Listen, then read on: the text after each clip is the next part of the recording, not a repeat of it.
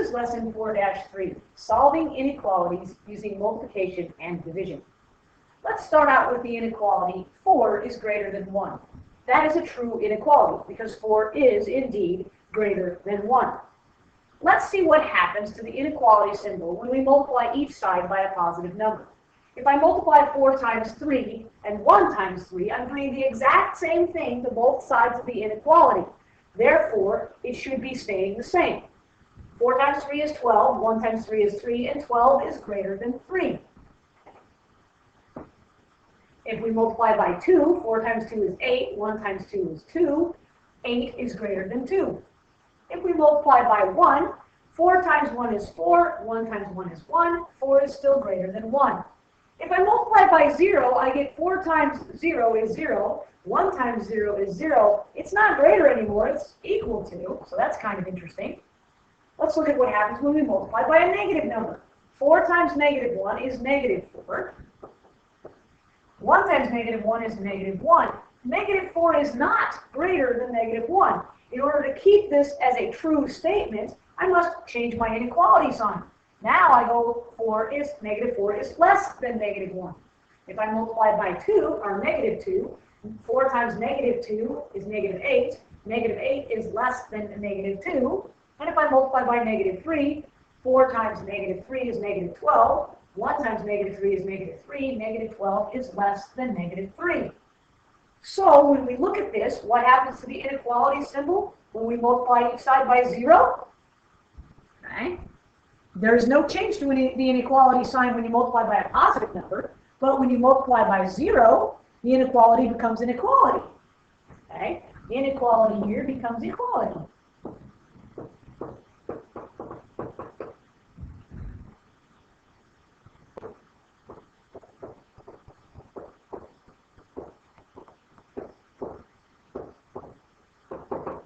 Versus an inequality, it becomes an equality. When we multiply by a negative number, in order to keep a true statement, the inequality symbol is reversed. So here, what happens when we multiply by a negative number? The inequality symbol is reversed.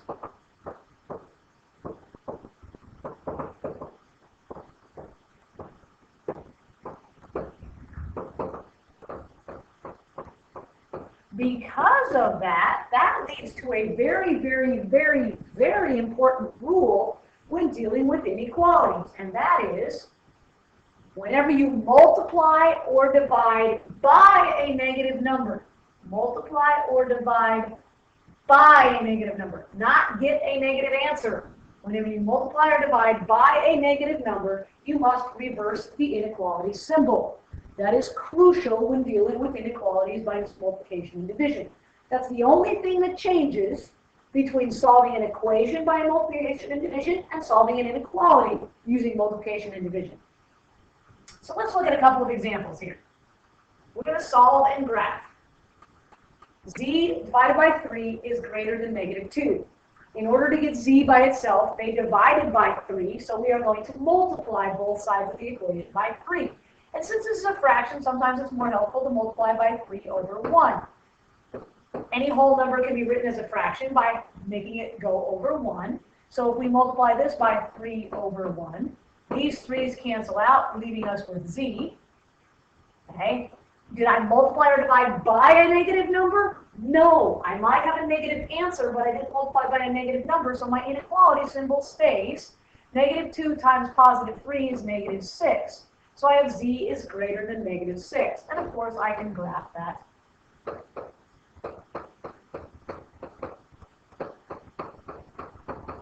So greater than negative 6 is an open circle at 6 with a line going to the right. Let's look at problem number 2. 3 is less than or equal to negative 3/5 x. In order to get x all by itself, I have to get rid of whatever they did to it. They multiplied it by negative 3/5. So I have to divide it by negative 3/5. Dividing by negative 3/5 is the same as multiplying by its reciprocal. The reciprocal of negative 3/5 then is negative 5 over 3. If I multiply one side of the equation by negative 5 over 3, I have to multiply the other side of the equation by negative 5 over 3. I'm just going to rewrite this so that it's a little easier to see.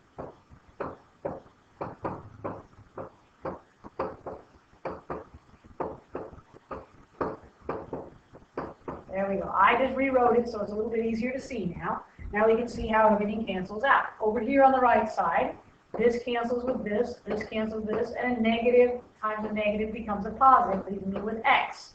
But I did multiply by a negative number, so my inequality must flip. So now it needs to look like this. These two 3's cancel out, they become 1, and negative 5 times 1 is negative 5. So x is less than negative 5, if you want to write it with the x coming first. X is less than or equal to negative 5. And of course, to graph this,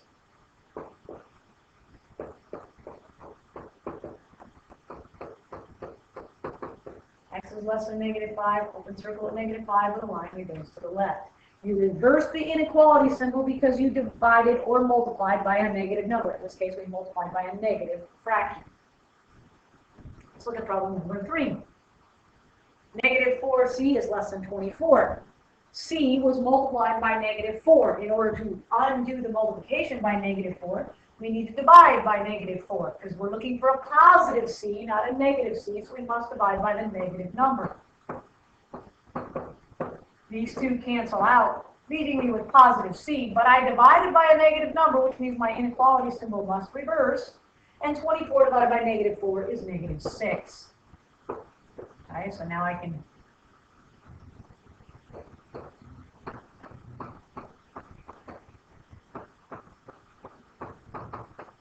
C is greater than negative 6, open circle at negative 6 with a line that goes to the right. Number 4. If you particularly don't like dealing with decimals, you can clear the decimal point just like you did with an equation. I'm going to multiply both sides of this equation by 10 really quickly. So I get 6 is greater than negative 2n. Now I don't have to worry about any decimal points. To get n all by itself, it was multiplied by negative 2. So I need to divide it by negative 2. So I will divide both sides of the equation by negative 2. 6 divided by negative 2 is negative 3. I divided by a negative number, so I need to reverse my inequality symbol. So I now have n is greater than negative 3. So I can graph this, okay, because this says n is greater than negative 3.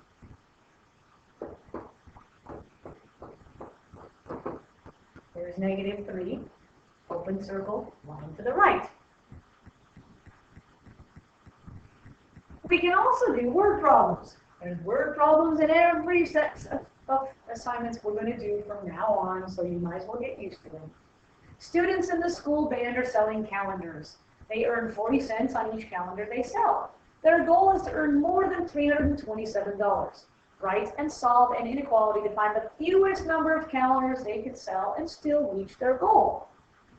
All right, so we need to define our variable. In this case, we need to find the fewest number of calendars. So I'm going to let C equal the number of calendars.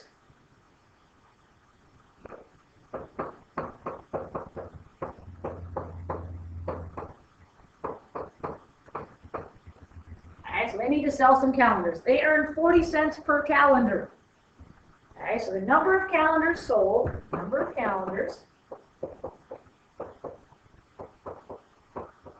times the cost of the calendars has got to bring them more than is greater than or equal to. Actually, more than is just greater than, not greater than or equal to. Must bring them more than $327. So now I just need to convert this into an equation, or in this case, an inequality. Okay, the number of calendars that we're going to sell, we don't know. The cost of the calendars is 40 cents. So we're going to have C times 40 cents is greater than 327. Now, I don't like writing it that way because it looks really hard to do. So let's just put 0.40C is greater than 327 because I do not like using this as a multiplication symbol. And it's very hard to read multiplication symbol because it kind of looks like the variable x. All right, to get C by itself, I'm going to divide by 0.40 because they multiply by 0.40. So I'll divide this side by 0.40. Divide this side by 0.40. C is greater than, let me get my calculator really quickly. If I take 327 and divide it by 0.40, I get 817 and a half. I cannot sell half a calendar. So if we want to make more than $327, we have to round up to that next calendar, so we're going to have to sell 818 calendars, Must sell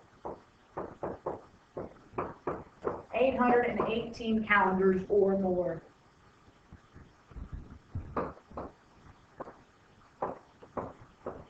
Okay, so they must sell at least 818 calendars. So the fewest number of calendars they can sell is 818. Because we can't sell half a calendar. What are you going to do? Rip off the first 6 months? I don't think so.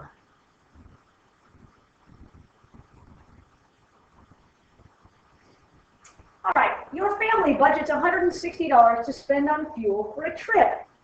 How many times can they fill the car's gas tank if it costs $25 each time?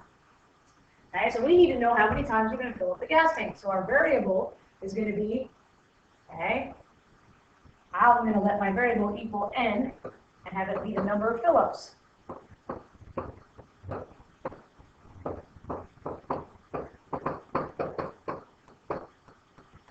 Okay, we've budgeted $160 total. Each time you fill your car up, it's $25. This must be really cheap gas. So then the cost of the fill-up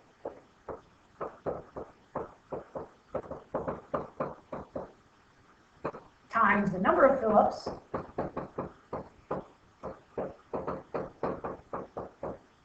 has got to be less than or equal to the budgeted amount. Because you can spend less than what you budgeted, but if you only have $160 in your pocket, you can't spend more than what you budgeted. So the cost of a fill-up is $25. It tells us that. $25 each time. So $25 each time times the number of fill-ups we do not know has got to be less than our budget, less than or equal to what we budgeted, which would be $160. So there is our inequality. To solve for our inequality, we simply divide by 25. So n is going to be less than or equal to 6.4. Again, we can't have part of a fill-up. I mean, we could in reality, but they asked how many times we can fill up. That means all the way, not just put in a certain amount of money. So we can fill up at most 6 times. Okay, so we can't have part of the fill-up.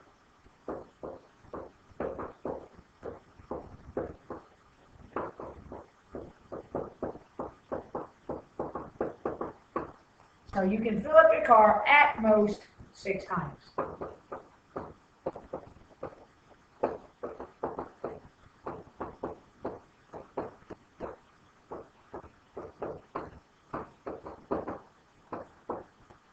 And that's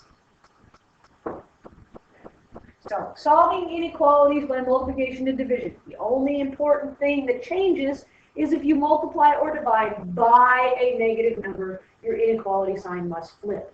It doesn't matter if you get a negative answer, it's only if you multiply or divide by a negative number that your inequality symbol will flip.